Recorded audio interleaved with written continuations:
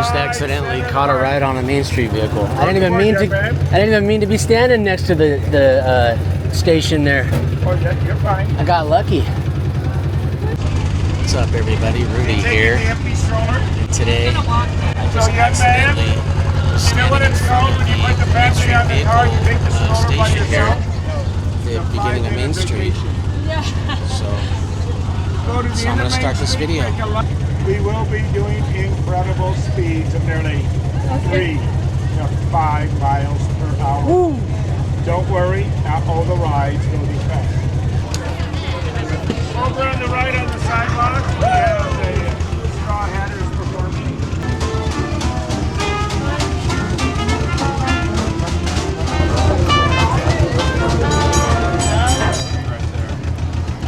I guess you just never know what kind of magic Disneyland might have in store for you on any given day.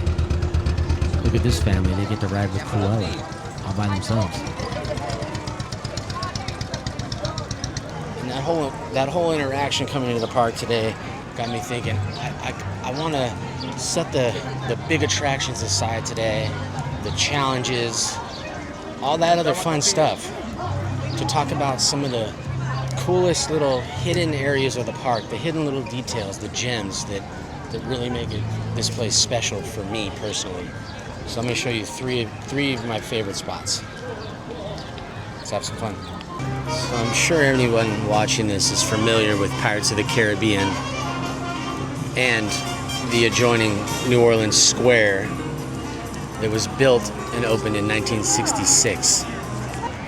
What some of you might not know is that this particular project was the last project that Walt personally worked on, along with the head Imagineer on the project, Ryman. Originally, it was built as a place to obviously house the ride, as well as build a new 3,000 square foot apartment for him to stay in and have his family and guests and grandchildren and whatever stay in, which is now mostly turned into Club 33 for the most part.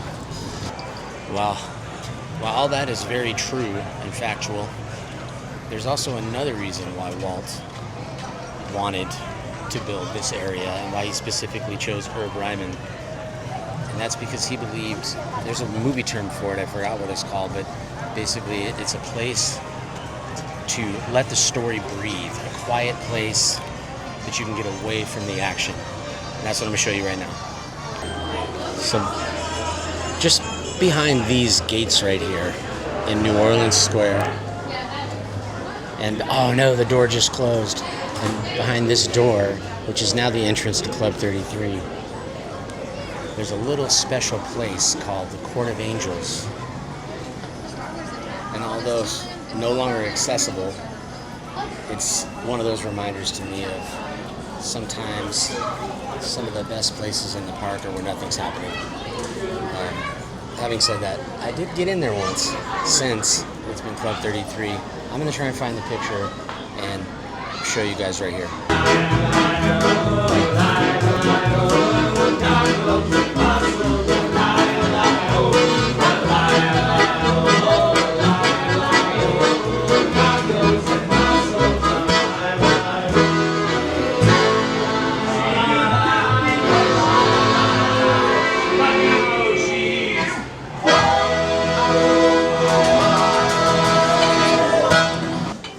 Cast member just let me know Tiana was in here. Cool is that? I'm a little shy to go meet her. I get nervous. Oh, there's a line. There's a line over there. I was gonna take a picture with her, but the line's over there. Anyway, so I was gonna tell her I love what she did with the place, but maybe next time. Those were a couple more unexpected little magic moments there. One last thing, reason I keep mentioning Ryman is because he spent weeks studying and drawing and sketching specific existing architecture from New Orleans to design this space, and specifically the courtyard. But this, I talk about this being a quiet space to get away. They purposely built these buildings thick to block out sound and create a quiet area to get away from all the other action. So I hope I'm explaining it good enough, but there you have it. That's one of my favorite little things that I want to share. The next location is going to bring us right back here to the front of the Sleeping Beauty's castle. You see that little green roof over there? We're going to head right over there. One of my favorite spots in all the park, partly because of the nostalgia factor. The other part is it's just such a quiet, peaceful little area of the park.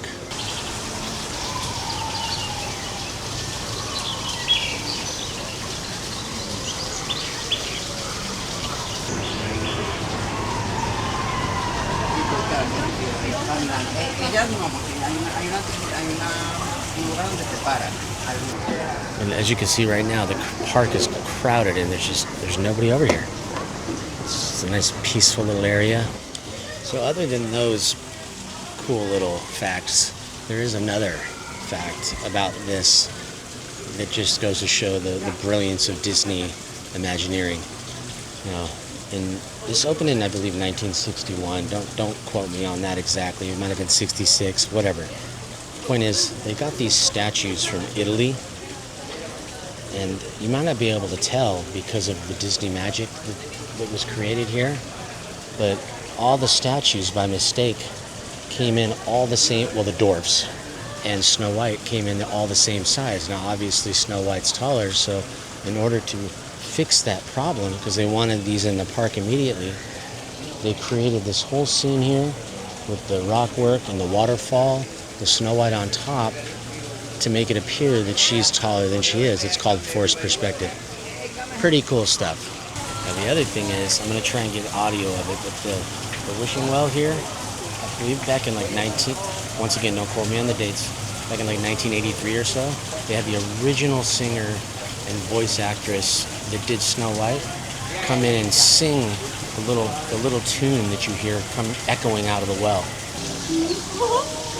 Here we go. Here's the singing I'm talking about. So she starts up there. And if I'm not mistaken, then it comes from the well. I'm gonna stand over there just in case.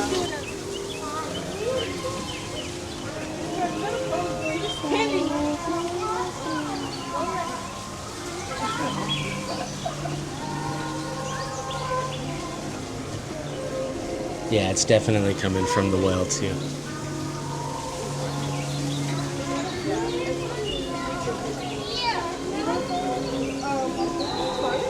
That's so cool. Yeah, it definitely comes from the well too. So next time you're around the castle and you need a breather, come say hi to Snow White for me. One last little thing. Look at that view first of all. It's getting a little crowded right now, but normally there's nobody over here. It's weird, but if you come over here, I think it's still here. I think it's on this tree right here. Yeah, all the way back here by this door that I'm not supposed to be standing next to probably. On the back side of this tree, there's a P and a W. That's supposed to be Peter Pan and Wendy. And I think that's like a little, like, Easter egg. I don't think like a guest did that. I think that's like a Disney Easter egg, if I'm not mistaken. So, all right, final spot. Let's go. Look at this. How you doing? Good. Very loud in here. Wow.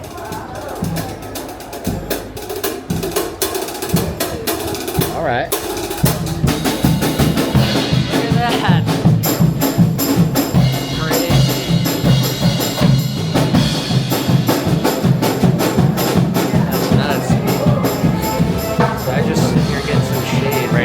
Grotto. And the freaking band just came by out of nowhere. That's hilarious. All kinds of weird stuff's happening to me today. Apparently this is where all the fun stuff happens, because I think someone else is coming in just a minute. By the way, this is a great place to cool off. Who's coming? Goofy, you're my favorite. I love you.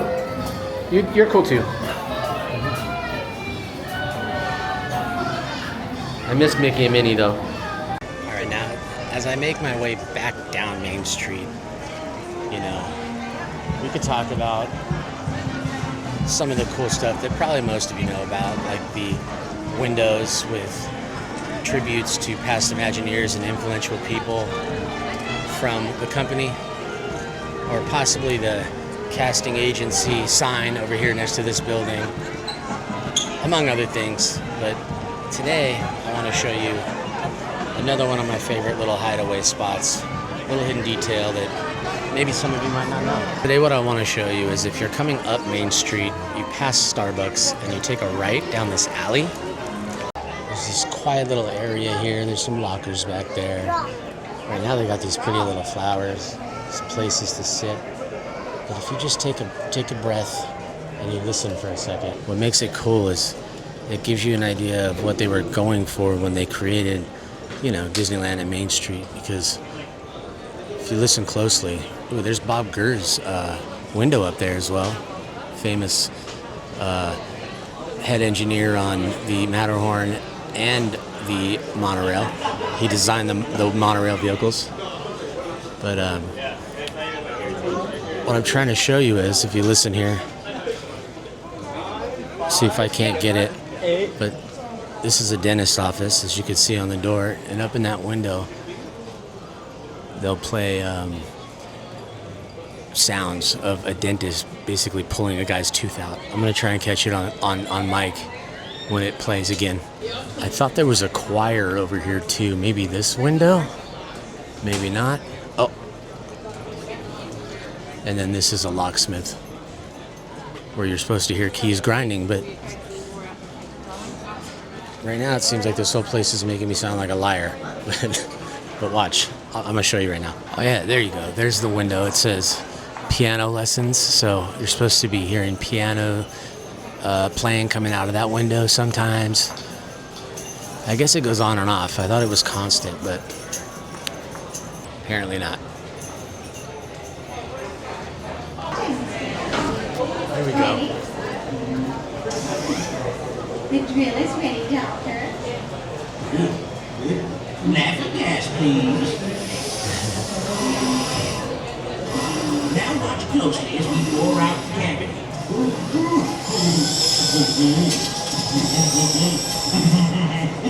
More gas, you will.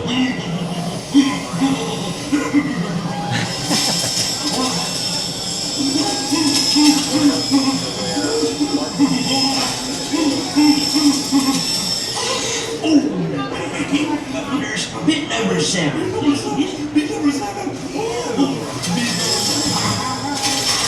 Slippery little devil, isn't it?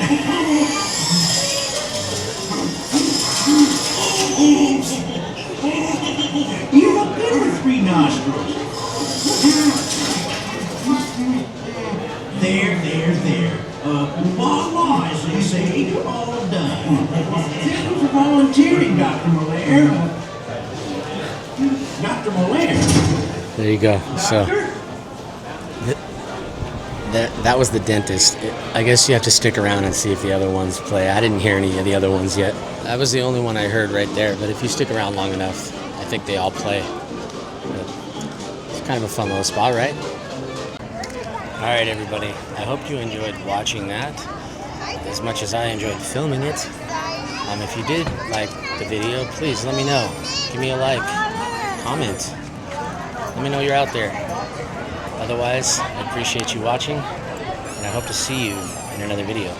Peace.